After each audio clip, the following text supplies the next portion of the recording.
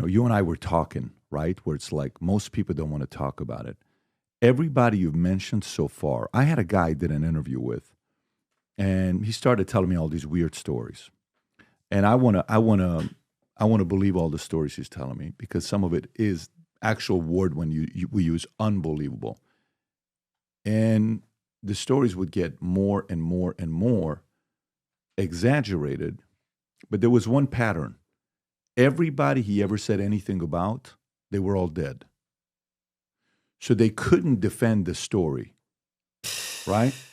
They couldn't I don't just go and tell stories, first of all. I mean, it's taken me most of my adult life to even be ready to speak. The Dutroux case happened in 1996. I was encouraged to speak up then in 1998 when survivors of the same network that's in Belgium started to speak out. The Dutroux case took 8 years to go to trial. And then they were left with Marc Dutroux, his wife, and 2 others. Michel Nihoul was one of the defendants. Michel Nihoul I saw in the network. He was there then too. I was not going to speak out. I was not ready. I was afraid. I was afraid to speak out, and also I knew that I wasn't ready. It's not something you want to talk about, first of all. I am a really good writer.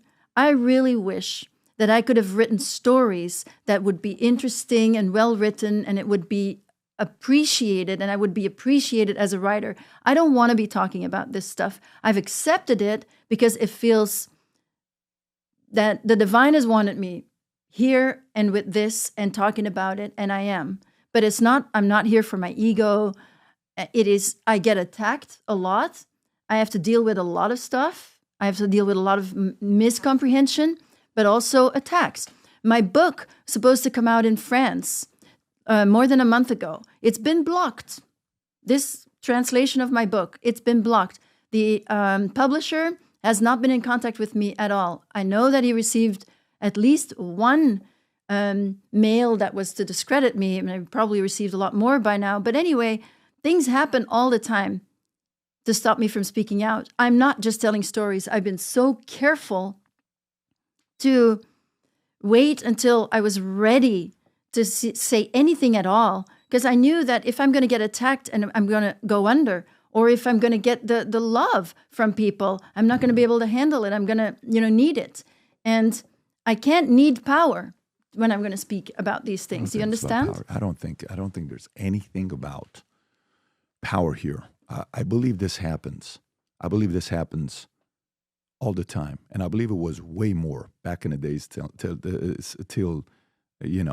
today, because back in the days, and by the way, today it's still happening today. You see movies like Sound of Freedom. You see movies like Liam Neeson, Taken 2, Taken 3. Why do movies do so well? And, Belgium is known for a lot of things. Europe, there's some of these countries are known for a lot of things. But to me, it's more... It's a worldwide, it's a global... Right. It's a $150 billion a year industry. I mean, no. This is a global elite network with specific people in it, and they're not all friends. So there can be infighting happening as well. But it is, and when I think of politics, it's like manipulated division. There's so much manipulation, and it's all manipulated to keep people fighting each other, so that will not look at the imposed division that is really between the top and the bottom. And when you start looking at the top, this is happening now. Who is the top? Well, isn't Rockefeller the top? Isn't Rothschild the top? Aren't those people the ones at the top? No. So I'm taking all the risks speaking about it. I don't want to say anything. I actually don't even like to say the names, because the truth is, it's not out of loyalty. It's rather that what is right to say when. Yes, saying names eventually is important because I was there. It's my story. I should be able to say who it was. What do you think about Jane Fonda and Julie Andrews? What do you think about them? What do I think of people like that as potentially just like what I was going to be, you see. Got it. Potentially what I was going to be. Yes, I was supposed to be a celebrity in France. So I was going to be singing, and I was trained as the sexy, the sexual animal. So that's what was being sold. So that's how these powerful men would then fall for me. And then I could maybe marry a president, that's possible. Whatever it was, but it was really Rockefeller who was behind it. Okay. So when you're spending time with Rockefeller, you said you didn't know it was him until he died in 2017. Yeah. How is that possible? If you're going to these events and these parties and they're mentioning his name, don't they say David Rockefeller? But the name, I never heard the name. I knew him as David. So they wouldn't say, please help me bring up the, great David Rockefeller. If I saw his face, I probably would have seen it, because the thing is, I would have not done well if I'd remembered him while I was alive, because he got so deep. You understand? I was a child sex slave. I had not known any love, and this was the best I got at that time. Right. And because of that, I would have maybe, there's a lot of parts in me that were very attached to him, that loved him very much. It's part of the reason also why I wouldn't want to necessarily say the name. It feels like disloyal somewhere too, believe it or not. To who, though? To him, because there's still parts inside of me that are also attached to him. And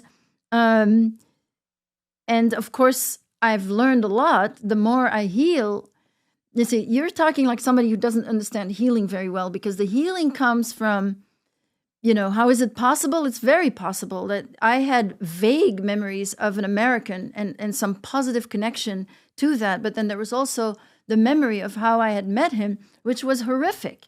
And I'd grieved for that. And I in the 90s, I was crying over that situation. And I haven't necessarily, healed completely. But at the moment, what it is that something begins to manifest, and usually through the body, because our trauma is stuck in the body. And then usually there's a period of, sometimes it's just boom. When he died, it was immediate, and I immediately got the memories, and there was no question. But in the time that the memories come, and this is, mind control is about dissociation.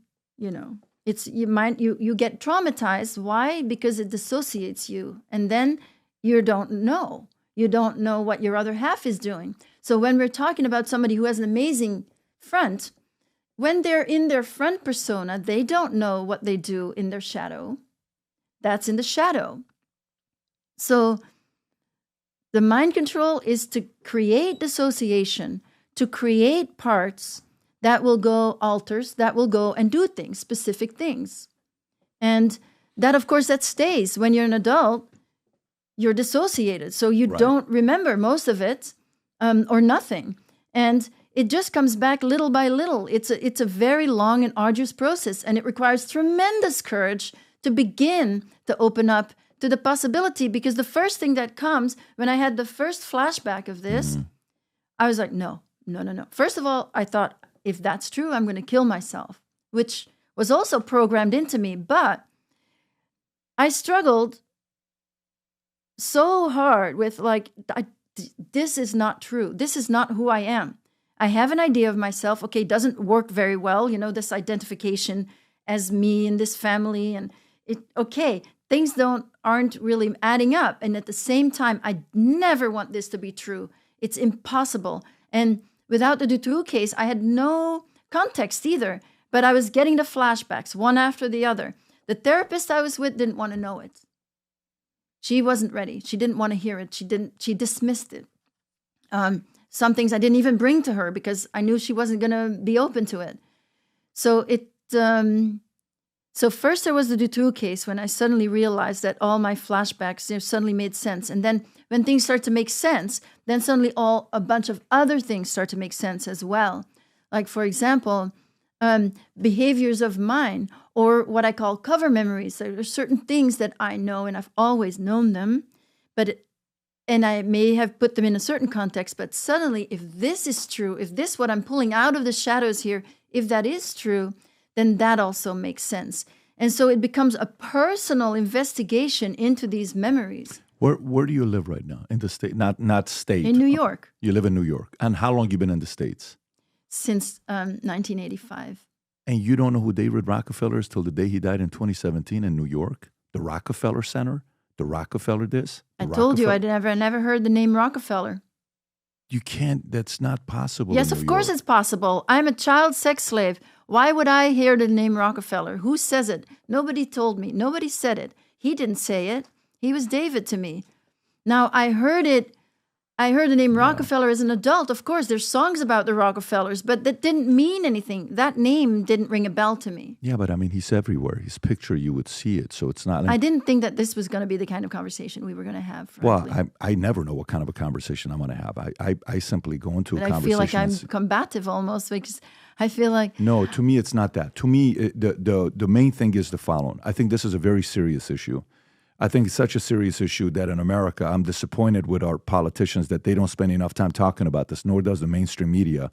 And we've covered stories like this, God knows how many times. 359,000 missing children in 2022, according to the FBI. Never once do you hear these guys get up there and campaign and talk about this kind of stuff. It's just we're talking about all the other stuff. We had Dennis Hastert, who was the Speaker of the House, who was actually jailed for pedophilia. If what you're saying is true, you're saying your loyalty is to Rockefeller. I'm not saying that. Obviously, I'm speaking about it, and I've been speaking about it. Right. My loyalty is obviously not with the abusers. It never was. It was in a very controlled situation. I was being prepared as a child to become part of them. I said no at age 10. Now that is something that some children do, but most don't. Most don't have the strength to do that. So no, my loyalty is essentially not with Rockefeller, and it's not with any of those people. That's why I'm talking about it. You said that. You said, I feel like a certain level Yes, because a part of me is still attached. I'm repeating what you're saying. I'm not saying what I said. It's like if people talk about your parents a certain way, maybe at some point, no matter what the reality, maybe at some point you're going to feel some emotional strings there. Yeah, but you're going to think I'm crazy when I tell you this, but the last 13 and a half years, I've been working on my first fiction book to write, ever. Fiction book to write. And while I finished this book, a year ago, I got the strangest phone call about one of the characters in the book where the guy wanted to meet with me, and he read the book. And afterwards, it's like, wait a minute, am I the villain in the book? This is a story about a character named Asher, who is half Armenian, half Assyrian, whose father was involved in the Iranian Revolution, linked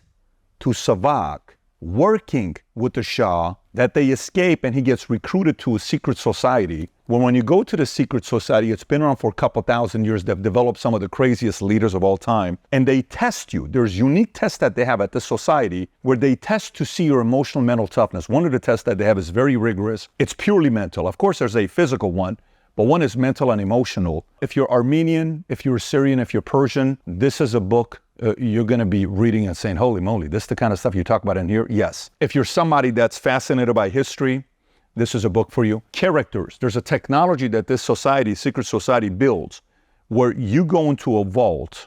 I won't spoil it for you. When you go down, they have a technology where you get to sit down and watch and have a 3-4 hour conversation with Tupac.